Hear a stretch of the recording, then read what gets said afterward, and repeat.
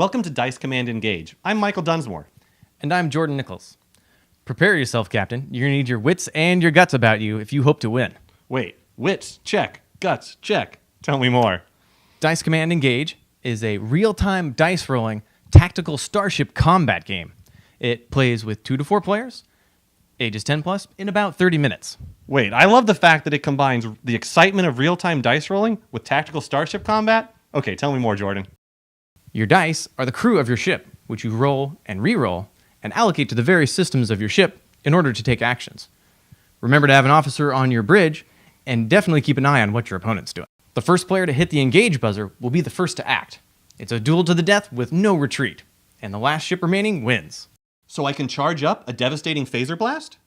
Yep, Then swarm my enemy ships with my homing torpedoes? of course. Wait. And then raise my shields just at the last minute, and then outmaneuver my opponent to their weak side at that critical timing when their shields are down, and then I execute my coup de grace? Sure, Captain. Make it so.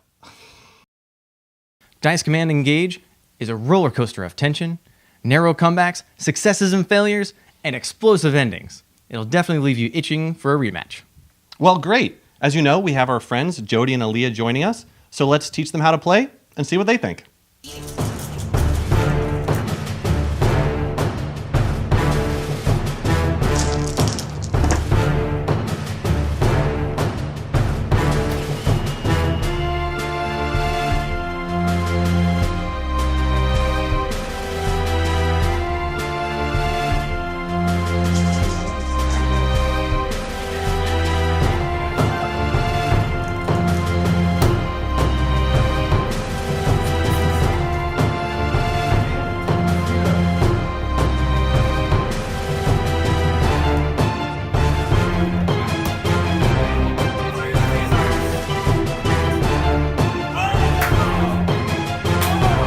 So, honesty time. What did you like about the game? What I like about the game, the real-time dice rolling adds a really frantic element. The game feels like the closing moments of some epic battle that's been going on.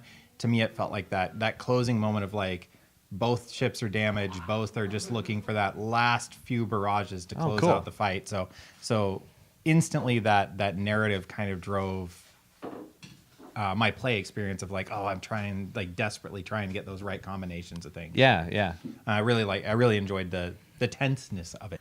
I think the standout moment actually was when I realized how to use your captain in different ways, because you can use it in different ways, and I think that was a really light bulb moment. I think in general, being able to understand that when you first, as a new player, when you first start playing, you're kind of just rolling dice and then you're allocating them, the way the symbols match, because that comes natural and that's intuitive. And then halfway through, you start realizing where you can match them in different ways as opposed to just matching the symbol to symbol perfectly. And I think that was probably the best part, because then when you're rolling, you get to start strategizing when you're rolling and not just when it's on the board in front of you.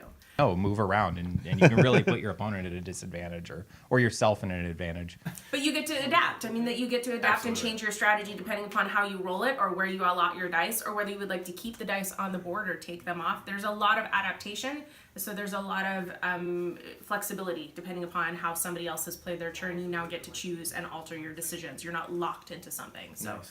I think that's really great. One of my first moves was to kind of shoot forward and then use your ship actually to jump through you into the wormhole and come out the other side of the board, that I was able to kind of do, a flyby. Right. And it was that sort of thing. I was that was me really going oh, wait, if you can combo these together, it's actually puts you in a really advantageous position. So that was a lot of fun to see, for something that goes so quick that there is that tactical depth. But I like it because it makes sure that you're not just rolling then, you're actually thinking through it all the way. So it's a good mechanic. For me, I really like that element of it's the right number of dice, that I didn't have enough time to do everything I wanted to do, because I knew my opponent was going to hit the buzzer, I thought that was a really great way to end it, because I felt like that was just the right amount of play. You guys weren't kidding when you did your talk through about no, you immediately want a rematch. I don't know if I've ever played anything else quite like it, to be honest, which is right now, I feel like we've played a reasonable sampling. Yeah, this is your collection, so I think that's a big statement. Thank you, Jody. So I think we've taken a reasonable sample of what's out there. And I haven't played anything that I'd go, oh, it's just like blank. And I mean, there's not that many real-time games because, frankly, they're kind of a challenge, to make well. And I think the real-time elements work really well in this, as well as the combat elements do. I think you guys are onto something really solid here. Wow, thank you so much, man. Man, that's a great news. I'm going to give you a hug. Thank you so much, Jody. You bet. And thanks again for playing the game. My pleasure. Thanks. Each player takes a shipboard, 2 torpedo tokens, and their 9 crew dice. Place your ships on the star map and the engage buzzer where each player can easily reach. Place the other tokens and cubes aside. You are now ready to take command of your starship. Dice Command Engage is played in 2 phases, the real-time phase and the engage phase. In the real-time phase, both players simultaneously roll their crew dice over and over again, trying to get the symbols they need to allocate to the various systems on their ship. There are 4 systems that you can crew: phasers, torpedoes, shields, and drives and thrusters. Phasers. Allocate 1 to 3 security crew. When you activate this system, you will roll the dice allocated, and any symbols rolled will deal 1 damage. You can assign additional crew to modify your phaser attack. Unmodified, your phasers only hit targets in adjacent hexes. You can allocate up to 2 crew to increase your range to 2 or 3 hexes, and also a crew die to allow you to do 2 damage if you roll an officer symbol. Torpedoes. Allocate exactly 3 security crew. When you activate this system, you place 1 of your torpedo tokens in an unoccupied hex adjacent to either side facing of your ship. Your torpedoes move 1 hex as they home in on the enemy at the end of every engage phase. When a torpedo hits, it will do 2 damage. Shields. Allocate exactly 1 security crew and 2 engineering crew. When you activate this system, repair 2 shield damage from anywhere on your ship. Drives and thrusters. Allocate up to 3 engineering crew to your drives and up to 3 engineering crew to your thrusters. When you activate this system, move your ship forward 1 hex for each crew allocated to drives, and rotate 1 facing for every crew allocated to thrusters. Combine your drives and thrusters in order to maneuver around the board. To activate a system, you will also need to allocate officers to the bridge of your ship. Each officer will be able to order 1 system to activate in the following engage phase. Your captain die can activate any crewed system. Your security officers can only activate security systems, while your engineering officers can only activate engineering systems. Officer symbols rolled can even be allocated to systems like the crew of their color. The captain is the most versatile and can crew any system on your ship. At any time, a player may slap the engage buzzer and end the real-time phase. Starting with the player who pressed the buzzer, players alternate activating ship systems. To activate, remove an officer from the bridge to issue the order, then remove the dice from the system you are activating, and resolve the action. You are not required to act even if you have a crewed system.